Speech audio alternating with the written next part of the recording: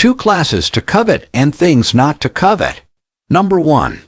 Covet the best gifts. 1 Corinthians chapter 12 verse 31. Verse 31, and we'll be done. He says, but seek the best gifts. Now, what does it mean? What are the best gifts? Just because of this order doesn't mean it's the best. He says, seek among these giftedness the best of it. That's what he's talking about. And as we function in the role, being equipped by him in the best way, it's going to take us to a new spiritual level. That's why he says, look at all of verse 31, but seek the best gifts. And yet, he says, a more excellent way I will show. I want to talk just a moment about that verse before we wrap up. He says, seek the best gifts. Here again, it can mean the best of these gifts. If you're going to be a prophet, be the best prophet. If you're a teacher, be the best teacher. If you're an apostle, be the best apostle. If you have gifts of healings, of miracles, be the very best of it. That's what he's talking about. And when you are, he says, then a excellent way, he says, those who do that, I will show. So he's speaking here about how, when we function in obedience, determination, dedication, submissiveness to the call and the gifts, and notice there's a relationship between the call that we have and the gift that we are given.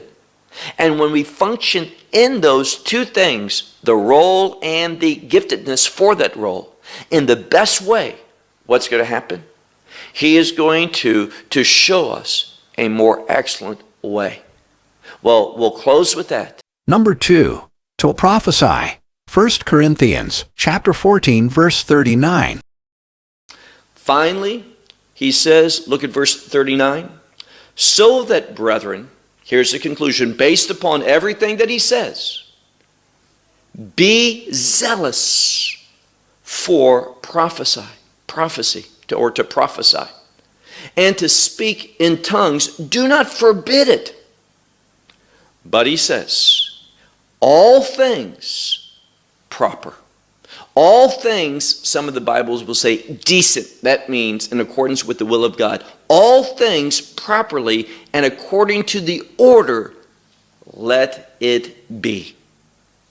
Now, this is coming to us as well in the form of a commandment.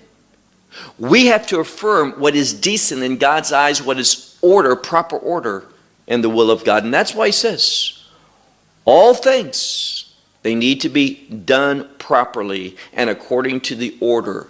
And the order is that Paul has set forth by revelation from God. Well, again, we have concluded this 14th chapter, and we'll come back next week when we come to one of the greatest chapters in the Bible. One that speaks about resurrection, Messiah's resurrection.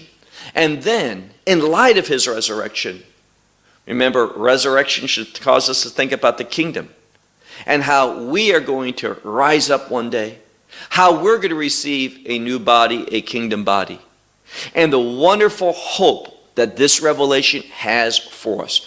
1 Corinthians 15, a great chapter in the scripture. Until that time, may God richly bless you. Things not to covet. Exodus chapter 20, verse 17. Well, let's move to that last verse, verse 17. It says, and the word here is the word lo, that's do not tachmod. You shall not covet. Now, covet is a strong desire. Biblically, the word covet can be used in a positive sense and a negative sense. It simply means to have strong desire for something. If it's a good thing and it's appropriate for you, you can desire that which is right. But we use the word in English, covet, usually to express an improper desire for something that is not permissible to you. So notice what God says. You shall not covet the house of your neighbor. You shall not covet the wife of your neighbor, nor his servant, nor his maidservant, nor his ox, nor his donkey, or anything which is to your neighbor. Meaning this, I should not desire that. Now, how to understand that? In a sense that I want it and not him. That's the implication. Now, if he has something and you say, oh, that's a great idea, I like to have that, and you go out and you work for it and you get it, that's not coveting. Coveting is when you want to remove from that person what they have and you want to take it from them for yourself. You say, well, why would it just be a commandment of stealing? Do not steal. Here's the desire. This has an implication to it that you want to also injure them. You want that because you don't want what they have. There's two, according to the sages, there's two aspects of coveting. One is you want it, but also equally is that you don't want them to have it.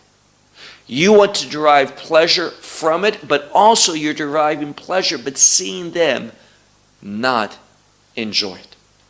So it is the exact opposite, and many scholars say it is put lastly here for a reason. Because it's the one that is the clearest example of not walking in love. Because you want to inflict suffering and hardship and pain, maybe just emotional pain in another person. Things not to covet. Deuteronomy chapter 5, verse 21. This teaching is coming soon. Visit ApplyScripture.com for updates.